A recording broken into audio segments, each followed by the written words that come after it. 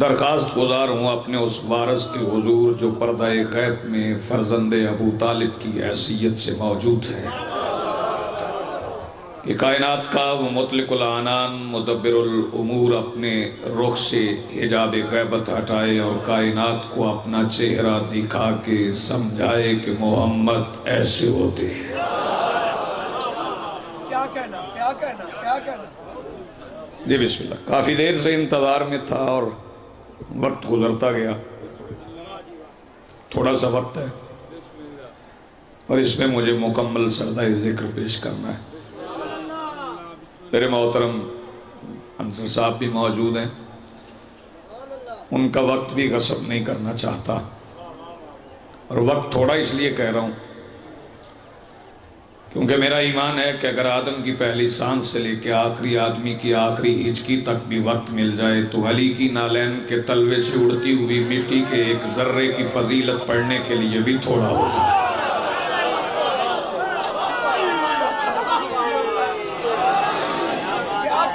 جی آپ آباد ہیں۔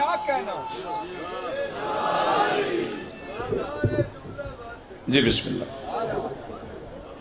آدم کی پہلی سانس سے لے کے آخری آدمی کی آخری ہچکی تک بھی وقت مل جائے تو علی بادشاہ کی نالین کے تلوے سے اڑتی ہوئی مٹی کے ایک ذرے کی فضیلت پڑھنے کے لیے بھی تھوڑا ہے۔ مجھے توجہ کہنے کی ضرورت نہیں ہے، وہ اس لیے کہ جو اپنی ماں کی آغوش میں بیٹھ کے مجلس میں آتے رہے انہیں میں تو توجہ نہیں کروا سکتا، وہ پہلے دن سے ہی توجہ میں ہے۔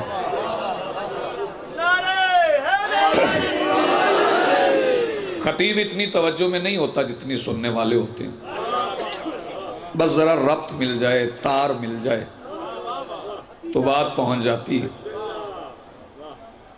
بہت سے عنوانات، بہت سے موضوعات، حکم بھی تھا، تعمیل سے قاصر ہوں۔ جی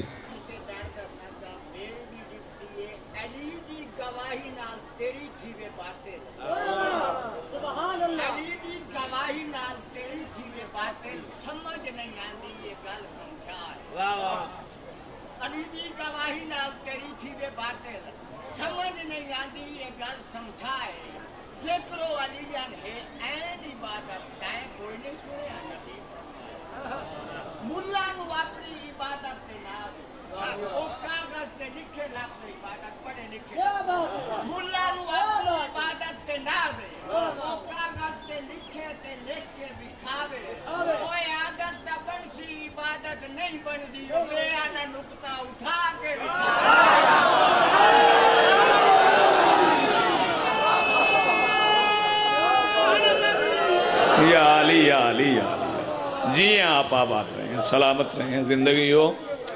میں تشہد کی بات نہیں کر رہا ہوں، میں کرنے جا رہا ہوں، انصر صاحب بیٹھے ہیں، وہ سمجھا دیں گے آپ کو۔ میں اپنا عقیدہ سنا دیتا ہوں کہ قرآن سے مت ڈھونڈ طہارت کی دلیلیں۔ ایک بات میں اپنے محترم مجمع کو سمجھا دوں، میری توقع سے زیادہ مجمع ہے، سارے بولنے والے بیٹھے ہو، کیونکہ شیعہ مذہب میں گردن ہلانے والی عبادتیں نہیں ہوتی ہیں، یہاں زبان والی عبادتیں ہوتی ہیں، لفظوں والی عبادتیں ہوتی ہیں۔ ایک بات عرض کر دوں کہ وہ آوازیں جو حسین بادشاہ کی مجلس سے بچا لی جائیں پھر وہ گھر میں لڑنے کے علاوہ کسی اور کام نہیں آیا کرتی ہیں۔ اپنی آوازوں کو یہاں استعمال کرنا، میں نے پہلے کہا کہ تشہد کی بات نہیں کر رہا، قرآن سے مت ڈھونڈ طہارت کی دلیلیں، اطہر سے بھی طاہر ہیں وہ تطہیر سے پہلے، اور تشہد میں الجھنا تو مناسب ہی نہیں ہے، میں نام علی لیتا ہوں تکبیر سے پہلے۔ جی آپ آباد رہیں، ہاتھ بلند کرو، مل کے بولو حیدری۔ جی جی بسم اللہ۔ جی آپ کی زندگی کیا کہنے آپ کے سن۔ جی بسم اللہ۔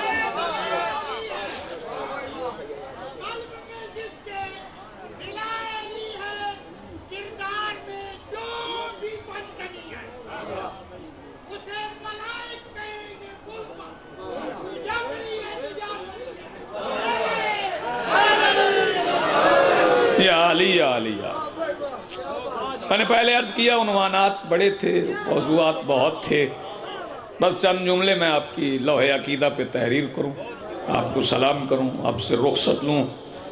پہلی گزارش یہ ہے کہ بھی مجھ سے پہلے ذاکر صاحب بڑے خوبصورت انداز میں سرکار عمران کا بھی ذکر کر رہے تھے اور اس سیدہ کا بھی ذکر کر رہے تھے۔ جملہ میں سفید داڑھیوں والے بزرگ بھی بیٹھے ہو، وہ خطیب میں نہیں ہوں جو پسینے میں شرابور ہو جائے اور سامع کو کسی بات کی سمجھ نہ آئے۔ میں ایک جملہ کہنے جا رہا ہوں، سیدہ کا ذکر کرنے جا رہا ہوں، ایک مخدومہ کا ذکر کرنے جا رہا ہوں، حسنین کی نانی کا ذکر کرنے جا رہا ہوں، کس سیدہ کا ذکر کرنے جا رہا ہوں؟ بڑا خوبصورت مجمع ہے، میرا جملہ پہنچ گیا۔ کون ہے حسنین کی نانی جس کے محل کی بچی ہوئی اینٹوں سے اللہ کا گھر تعمیر ہو جائے؟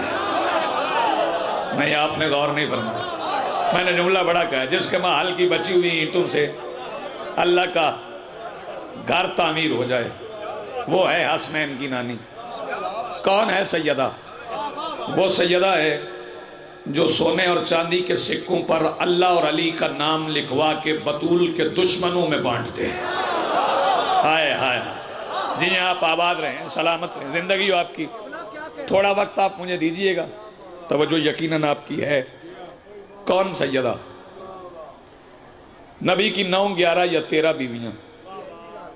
مورخ لکھتا رہا، لکھتا رہے گا، بڑی محترم ہیں، بڑی عزت والی ہیں، ادھر ادھر نہیں دیکھنا، بڑی عزت والی ہیں ساری ازواج النبی، ہم عزت کرتے ہیں، مومنین کی مائیں۔ میرا جملہ پہنچے تو آواز کم از کم مجھ تک پہنچا دینا۔ بڑی محترم ہیں ازواج النبی، ہم عزت کرتے ہیں، ہم احترام کرتے ہیں، مومنین کی مائیں ہیں۔ النبی اولی بالمومنین من انفسہم وازواجہ امہاتہم، نبی مومنین کے مولا ہیں، ان کی بیویاں مومنین کی مائیں ہیں۔ نبی کی بیویاں مومنین کی مائیں ہیں، لیکن نبی کی ساری بیویوں میں سے خدیجہ کے سوا کسی کے پاس یہ اختیار نہیں کہ علی کو بیٹا کہہ کے بلائے۔ جیسے بات پہنچی ہے وہ ہاتھ اٹھا لے۔ نبی کی ساری بیویوں میں سے کسی بیوی کے پاس یہ اختیار نہیں کہ وہ علی کو بیٹا کہہ کے بلائے۔ جو بندے ابھی تک میرے ساتھ نہیں شامل ہو سکے ان کی خدمت میں ایک جملہ عرض کرنے جا رہا ہوں۔ کون سیدہ؟ وَوَجَدَكَ عَائِلًا وَاغْنَا کے تخت پہ بیٹھی ہوئی وہ رئیسہ مملکت الہیہ، جس کے پایہ تخت کا اترا ہوا صدقہ کھانے والے عرب کے پیشہ ور بھکاری مورخ سے غنی کہلوائیں۔ کچھ ہاتھ اب بھی نیچے ہیں یار، میں نے بڑی بات کہی ہے، جس کے پایہ تخت کا اترا ہوا صدقہ کھانے والے، کبھی کبھی مانگنے والے نہیں، پیشہ ور بھکاری۔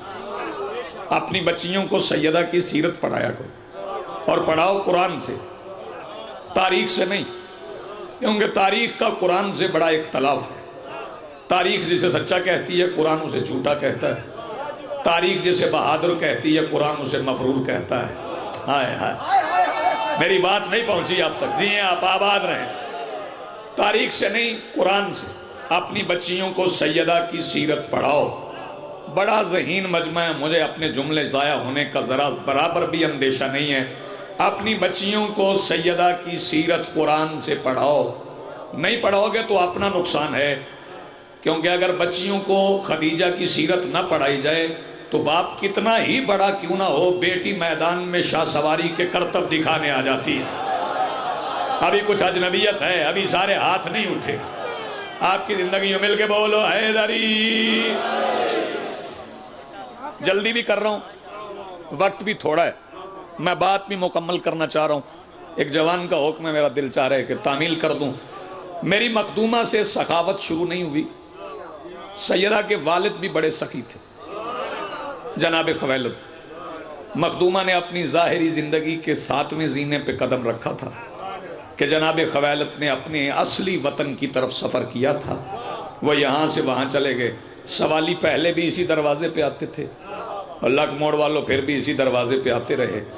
پہلے درخواستیں جناب خویلد لیتے تھے، اب بی بی کے چچا زاد بھائی لیتے، مخدومہ کی خدمت میں بھیجتے، سیدہ منظوری کے دستخط کرتی، 7 درخواست پہ نوٹ لکھتی، خبردار جو جتنا مانگے اتنا نہیں دینا، اس سے دگنا عطا کرنا ہے۔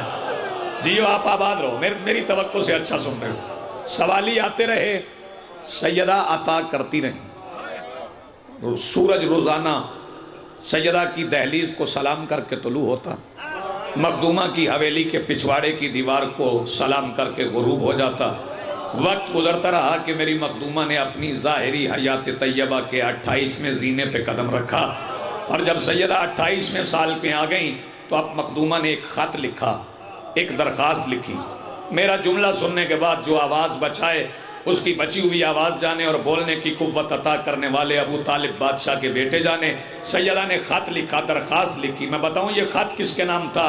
یہ خط نگران رسالت کے نام تھا، یہ خط مربی دین کے نام تھا، یہ خط سرکار عمران کا نام تھا۔ اس خط میں سیدہ خدیجہ نے کیا لکھا؟ سیدہ نے اس خط میں لکھا کہ سرکار اپنے گھر میں پلنے والی اللہ کی حجت کو اجازت دیں کہ وہ میرے کاروبار کا انتظام سنبھال کے دنیا کو بتائے کہ خدیجہ کے گھر میں موجود دولت کا اصل مالک کون ہے۔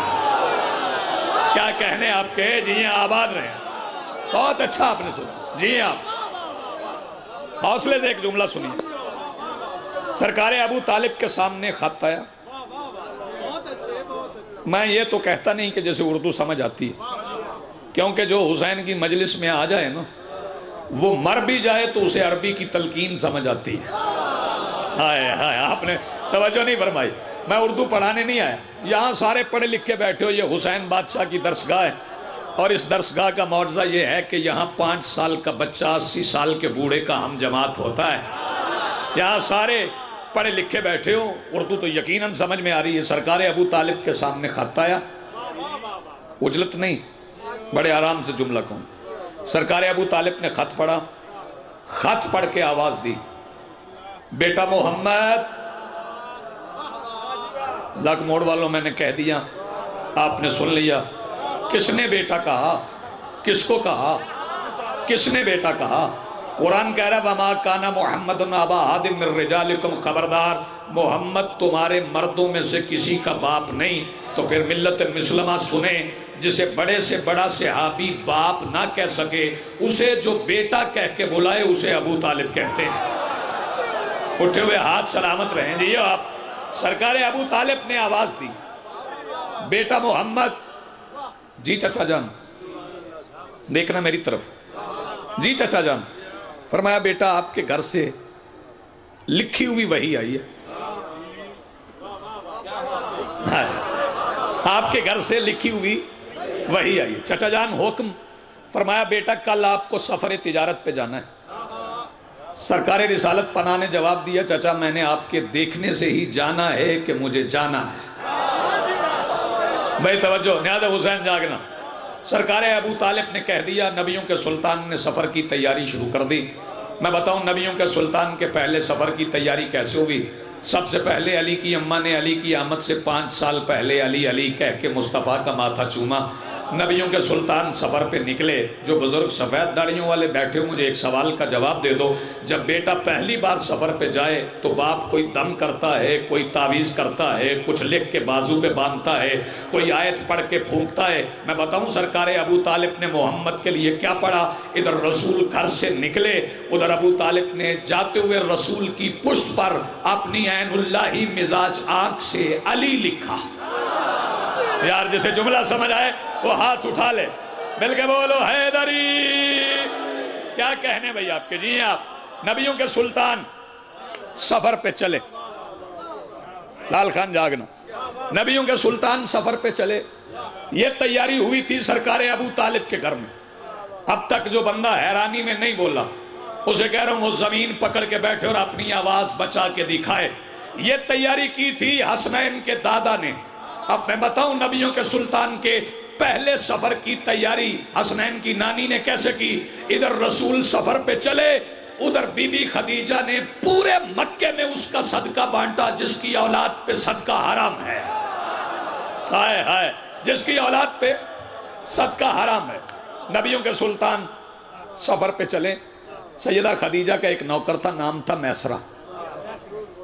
مخدومہ آواز دے کے کہتی میسرہ جاؤ سفر میں ان کو ساتھ جاؤ، اور سفر میں خود کو ہمارا نہیں ان کا نوکر سمجھنا، کیونکہ ہمارا وہی ہوتا ہے جو ان کا ہو۔ ہاتھ اٹھانا، سر اٹھانا۔ نبیوں کے سلطان سفر پہ چلے، خسارے کا امکان ہی نہیں تھا۔ میں چھوڑ گیا ہوں ساری بات، بہت جلدی کر رہا ہوں۔ تجارت کرنے کے بعد سرکار دو عالم واپس آ گئے، سرکار ابو طالب کے گھر چلے گئے نبیوں کے سلطان۔ میسر آ گیا بی بی خدیجہ کی خدمت میں، سانس اکھڑی ہوئی تھی۔ بھئی توجہ، دل کی دھڑکنوں کا توازن بگڑ رہا تھا، نبضیں ڈوب رہی تھی، ہونٹوں پہ پپڑی جمی تھی۔ ہانپتا بی بی خدیجہ کی خدمت میں آ کے کھڑا ہو گیا۔ سیدہ خدیجہ آواز دے کے کہتی میسرہ کیا ہوا؟ میسرہ کہنے لگا سیدہ عجیب سفر تھا، پتھر کلمہ پڑھتے تھے، درخت سجدہ کرتے تھے، بے سایہ پہ آبر سایہ کرتا تھا، پتھر کلمہ پڑھتے تھے، درخت سجدہ کرتے تھے، بے سایہ پہ بادل سایہ کرتا تھا۔ میسرہ یہاں تک پہنچا کہ بی بی خدیجہ آواز دے کے کہتی خاموش، میں دیکھ رہی تھی۔ ہائے ہائے، خاموش، میں دیکھ رہی تھی۔ آباد رہو بھائی، مل کے بولو حیدری، جیو بھائی، آباد رہو۔ اچھا یہ دن گزر گیا، ادھر سرکار ابو طالب کے گھر سے علی الرسول کی پھپھی جناب صفیہ جناب حمزہ کے ساتھ سیدہ خدیجہ کے گھر آئیں۔ بی بی خدیجہ نے گھر کا دروازہ کھولا، مہمانوں کو خاص حجرے میں بٹھایا۔ مورخ نے اس حجرے کا نقشہ کھینچا۔ مورخ کہتا ہے وہاں ایرانی قالین تھے، ریشم و دیبا کے پردے تھے، زمرد و یاقوت کے فانوس تھے، سونے اور چاندی کے برتن تھے، ان میں قیمتی مشروب تھا۔ یہ مورخ کی نظر نے دیکھا بابا، کچھ میری معرفت کی نظر نے دیکھا کہ وہاں کیا تھا۔ بھائی توجہ، وہاں تطہیر کے پردے تھے، بھائی توجہ، وہاں تطہیر کے پردے تھے، مودت کے قالین تھے، سورہ آل عمران کے فانوس تھے، طوبہ کے برتن تھے، ان میں کوثر کا پانی تھا۔ میری توقع سے اچھا سن لیا بھائی آپ نے، طوبہ کے برتن تھے، ان میں کوثر کا پانی تھا۔ کچھ بی بی نے کہا، بھائی توجہ، کچھ بی بی نے سنا، مجھے نہیں پتا کیا کہا گیا، کیا سنا گیا، اب تمہاری سماعتوں کا امتحان ہے، میں نے حکم کی تعمیل کی، معلوم نہیں کیا کہا گیا، کیا سنا گیا۔ بھائی دیکھنا میری طرف، جلدی آئیے گا، قبلہ گزر آئیے گا، اس سے پہلے کہ آپ گزر جائیں ممبر پہ آ جائیے گا، تشریف لائیے، آئیے آئیے آئیے، بسم اللہ۔ مجھے معلوم نہیں کیا کہا گیا، کیا سنا گیا۔ پتہ اس وقت چلا جب بی بی صفیہ نے پلٹ کے سرکار عمران سے کہا بھیا مبارک ہو، بات طے ہو گئی۔ لاگ موڑ والوں میرا جملہ کھا گئے ہو، جو بندے لنگر کر کے آئے ہیں میں ان سے بھی بات کر رہا ہوں، جنہوں نے ابھی نہیں کیا میں ان سے بھی بات کر رہا ہوں، مل کے بولو حیدری۔ اچھا اس سے پہلے اجازت تھی کہ جس کا جتنا دل چاہے سو جائے، لیکن اب نہ سونا، کیونکہ جو شادی میں سو جائے نا وہ بھوکا رہ جاتا ہے، اور میں شادی پڑھ رہا ہوں نبیوں کے سلطان کی، اور جو محمد کی شادی میں سو جائے وہ خود بھوکا نہیں رہتا، اس کی نسلیں بھوکی رہ جاتی ہیں۔ اب جو بندہ بیدار ہوگا اسے سمجھ آئے گی، نہاں حسین جاگنا۔ سیدہ آواز دے کے کہتی ہیں بھیا ابو طالب مبارک ہو، بات طے ہو گئی۔ سفید داڑیوں والے بتاؤ جب بات طے ہو جائے تو سب سے پہلا کام کیا ہوتا ہے؟ سب سے پہلے شادی کا دعوت نامہ لکھا جاتا ہے۔ میں بتاؤں سرکار ابو طالب نے نبیوں کے سلطان کی شادی کا دعوت نامہ کیسے لکھا؟ سب سے پہلے بسم اللہ کی با کے نقطہ کے باپ نے بسم اللہ لکھا۔ ہائے ہائے، سب سے پہلے بسم اللہ کی با کے نقطہ کے باپ نے بسم اللہ لکھا۔ اس کے بعد سرکار ابو طالب نے لکھا نبیوں کے سید رسولوں کے سلطان یاسین طٰہٰ مزمل مدثر، یعنی میرے بیٹے محمد کی شادی 10 ربیع الاول کو ہونا قرار پائی ہے، اس میں شرکت کا آپ کو حکم دیا جاتا ہے۔ اس کے بعد لکھا جاتا ہے روانگی بارات کا وقت۔ کچھ بندے میں نے دیکھے ہیں کہ وہ ارادہ کر کے بیٹھے ہم نے نہیں بولنا۔ اس کے بعد لکھا جاتا ہے روانگی بارات کا وقت۔ اس وقت گھڑیاں تو تھی نہیں کہ سرکار ابو طالب لکھتے 5 بجے جائے گی، 6 بجے جائے گی، 7 بجے جائے گی۔ میں بتاؤں سرکار ابو طالب نے بارات کی روانگی کا وقت کیا لکھا؟ سرکار ابو طالب نے لکھا جب میرے چھوٹے بیٹے کی اجازت سے سورج نکلے گا۔ جیو بھائی آباد رہو، کیا کہنے مل کے بولو حیدری۔ جب میرے چھوٹے بیٹے کی اجازت سے سورج نکلے گا۔ دعوت نامہ مکمل ہو گیا، اب اس دعوت نامے کو چھپوانا تھا۔ ہاتھ سے تو نہیں سارے لکھنے تھے، میں دیکھنا چاہتا ہوں کون کون مجلس میں بیدار بیٹھا ہے۔ سرکار ابو طالب نے دعوت نامہ چھپوانے کے لیے کیا کیا؟ اپنے پرانے خاندانی نوکر کو آواز دی، جبرائیل ہائے ہائے جی جبرائیل حاضر ہو گئے، سرکار حکم فرمایا اسے چھپوا لاؤ۔ مولا کہاں سے؟ فرمایا وہاں سے جہاں قرآن چھپا، وہاں سے جہاں قرآن چھپا ہے۔ دعوت نامے چھپ کے آ گئے، تقسیم ہو گئے۔ یہاں سے بھی میں نے مضمون چھوڑ دیا، وقت بڑا تھوڑا بچ گیا۔ دعوت نامے تقسیم ہو گئے۔ بھائی توجہ، صبح کا سورج علی ولی اللہ پڑھ کے طلوع ہو گیا۔ ابو طالب کی حویلی کے صحن میں محمد الرسول اللہ کی کرسی لگ گئی۔ نبیوں کے سلطان کو دلہا بنانے کی تیاری شروع ہو گئی۔ میں بتاؤں نبیوں کا سلطان دلہا کیسے بنا؟ سب سے پہلے علی کی اماں نے سورہ کوثر پڑھ کے واللیل کی زلفیں سواری۔ سرکار ابو طالب نے بھتیجے کے چہرے پہ علم یجد کا یتیمن فآوا کا صحرا باندھا۔ جناب حمزہ نے خدیجہ کی نواسوں کی سواری بننے والے رسول کو رف رف مزاج سواری پیش کی۔ اللہ کے موڑ والوں، یہ تیاری تھی ابو طالب کے گھر میں۔ کوئی تیاری عرش پہ بھی ہوئی۔ جبرائیل آواز دے کے کہتا ہے حوران جنت، ملائکہ رضوان جنت، آؤ ابو طالب کی حویلی میں بچھی ہوئی کرسی پہ بیٹھے ہوئے دلہا کی تیاری دیکھو۔ کچھ حوروں کچھ فرشتوں کو دیر ہو گئی۔ جبرائیل آواز دے کے کہتا ہے تمہارے اپنے مقدر محمد پہلی اور آخری بار دلہا بن رہا ہے۔ کیا کہنے بھئی آپ کے؟ جی آپ مل کے بولو حیدری مصطفیٰ۔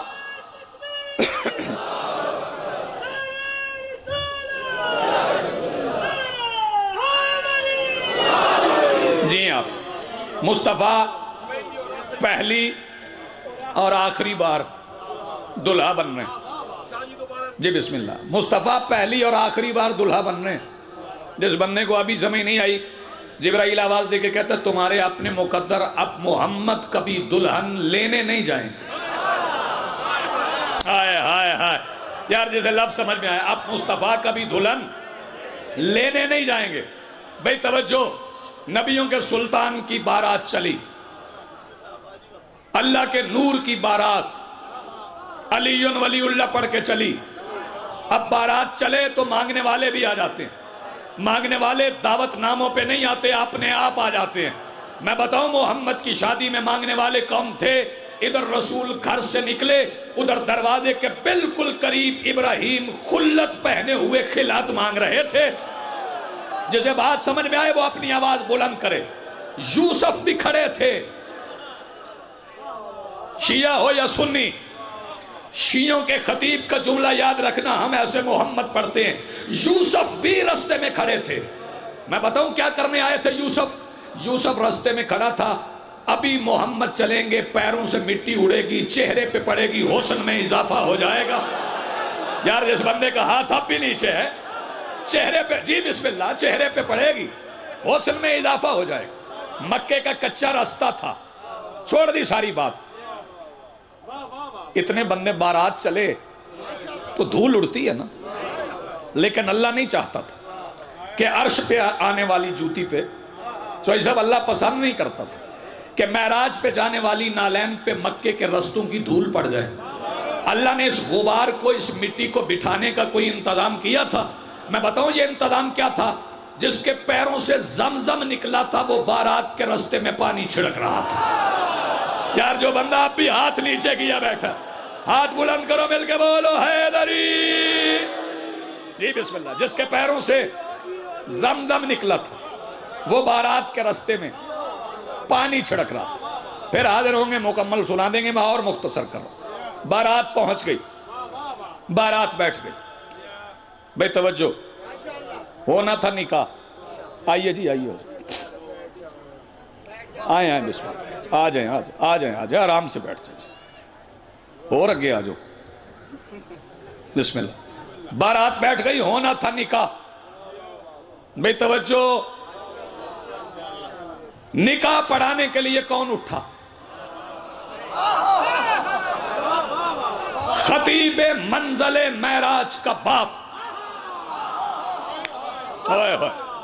اچھا، اس سے پہلے کہ میں خطبہ سناؤں، میں اس مجمع سے سوال پوچھ لوں کہ نکاح کتنی قسم کے ہیں؟ 2 قسم، سنیوں کا، شیعوں کا۔ شیعوں کے نکاح میں خطبہ پڑھا جاتا، قبلہ صاحب بیٹھے، سیغے پڑھے جاتے ہیں۔ اہل سنت بھائیوں کے نکاح میں کلمے پڑھائے جاتے ہیں۔ ہم کلمہ نہیں پڑھواتے، اس کا نکاح پڑھتے ہیں جس نے پہلے کلمہ پڑھا ہو۔ تمہاری زندگی ہو بھئی آباد رہو. مل کے بولو حیدری. ہم سیگے نہیں پڑھتے, ہم سیگے پڑھتے کلمہ نہیں پڑھواتے.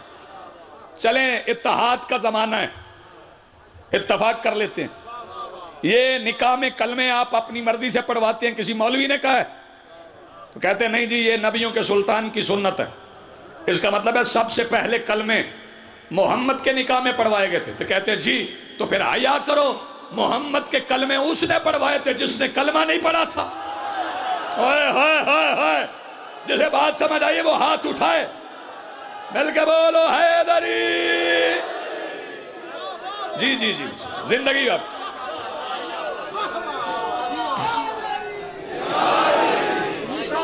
خطبہ نکاح پڑھنے کے لیے اٹھا کون؟ ختم ہو گئی بات. خطیب منزل معراج کا باپ. کھا گئے ہو دونوں لفظ. خطیب منزل معراج کا باپ ابو طالب وہاں آئے جہاں عروسہ مملکت توحید بیٹھی تھی. سرکار ابو طالب نے بی بی سے پوچھ کے خطبہ پڑھنا شروع کیا.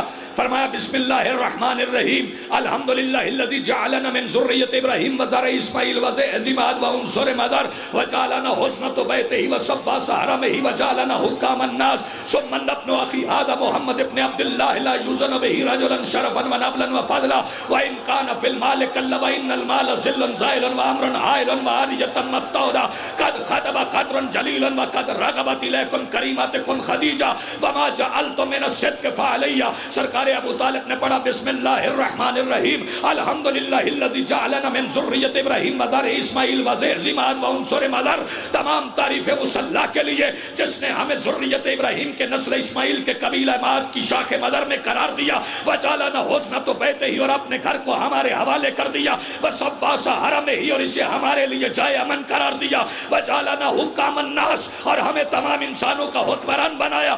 ثم ابن اخی ھذا محمد ابن عبداللہ ہے, بس میرے بھائی عبداللہ کا بیٹا محمد لا یوزن بہ رجلا شرفا ونبلا وفضلا. پوری کائنات میں کوئی مرد عزت شرف اور فضل میں میرے بھتیجے کا ثانی نہیں ہے. قد خطب قدر جلیل ان قریب میرے بھتیجے کے سر پہ ختم نبوت کا تاج ہوگا. وقد رغبت الیکم کریمتکم خدیجہ, جو تمہارے خاندان کی کریمہ بی بی خدیجہ سے نکاح کرنے آیا ہے. وما جعلت من الصدق فعلیہ, رہی مہر کی بات جتنا خدیجہ کے خاندان والے چاہو میں ابو طالب ادا کروں گا. میں نے سرکار ابو طالب سے پوچھا سرکار آپ نے کس بی بی سے کہہ دیا جتنا تم چاہو میں ادا کروں گا. جس کے خیمے کی تنابیں سونے اور چاندی کی, جو سونے اور چاندی کے برتن خیرات کر دیتی ہے, جس کے 80,000 اونٹ تجارت کرتے, اگر وہ بی بی سرا مانگے, اگر سریا مانگے, اگر نبوت مانگے, اگر امامت مانگے, سرکار نے فرمایا چپ رہو, جو چاہے مانگے. تجھے نہیں پتا اللہ نے پوری کائنات میں اس شے کو خلق نہیں کیا جس پہ میرے علی کی حکومت نہیں ہے. تمہاری زندگیوں میں آباد رہو.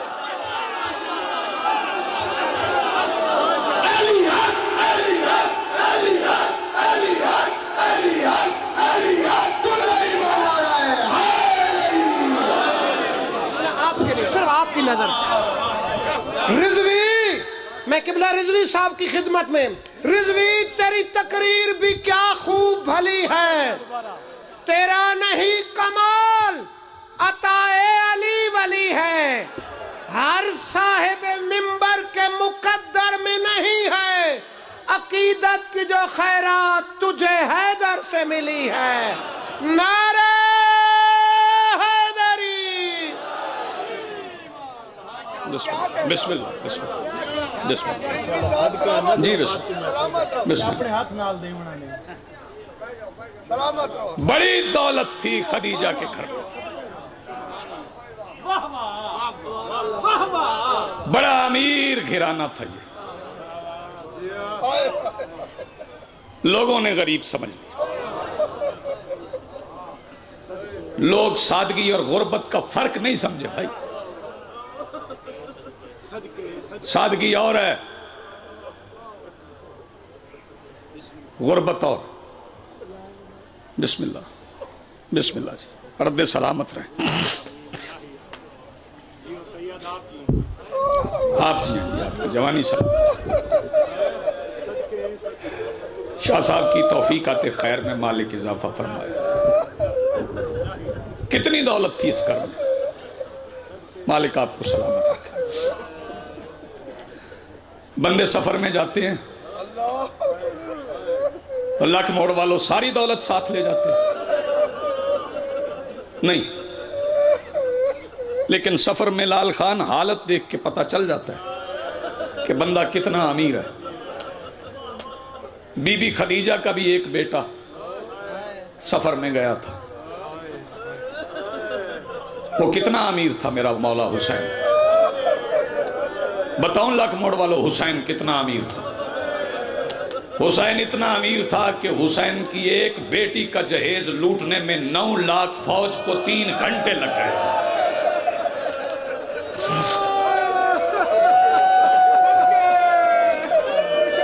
زندگی آپ جی بسم اللہ، میں لاکھ بار کہتا ہوں بھائی، میں لاکھ بار کہتا ہوں. شبیر اتنا امیر تھا،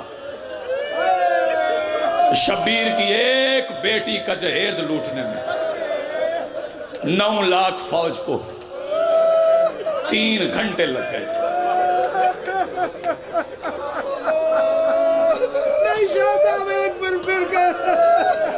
9 لاکھ فوج 3 گھنٹے شبیر کی بیٹی کا جہیز لوٹتی رہی. زندگیوں آپ کی میرا حصہ مجھے مل گیا،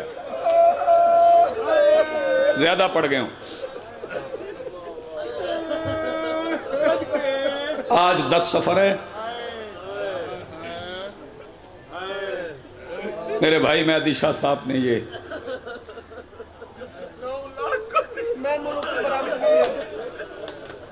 چہلم کروایا.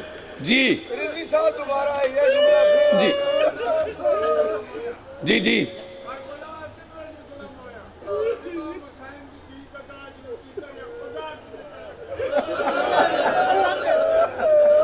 بابا یہ آپ کا دکھ ہے. اگر اللہ اور آل محمد کا مزاج الگ الگ ہوتا نا تو کربلا میں عذاب آ جاتا. بندے آتے ہیں باہر سے، اہل سنت بھی آتے ہیں، نوارد ہوتے ہیں، نئے آتے ہیں مجلس میں، انہیں نہیں پتہ چلتا ہم کیوں روتے ہیں. یہ آوازیں بلند سنتے ہیں، وہ پریشان ہو کے چلے جاتے ہیں.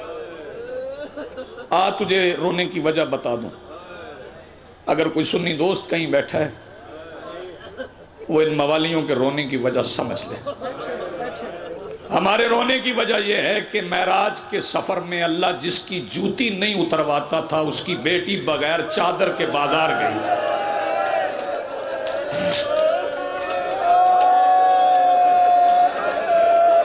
مخدومہ عالمین آپ کو سلامت رکھے. بس بھائی اس سے میرا ہو گیا، سلام کر رہا ہوں. جی بسم اللہ. حق تلف جی جی تیری جوانی سلامت رہے. ہمارا رونا اس لیے نہیں ہے علی کے بیٹے شہید ہو گئے، اس لیے نہیں رو رہے. کرتے ماتم حسین کا ہے، لیکن یہ جو مسلسل ہے نا، آج معامل برآمد ہونے ہیں. یہ معامل ہیں علی کی بیٹی کے.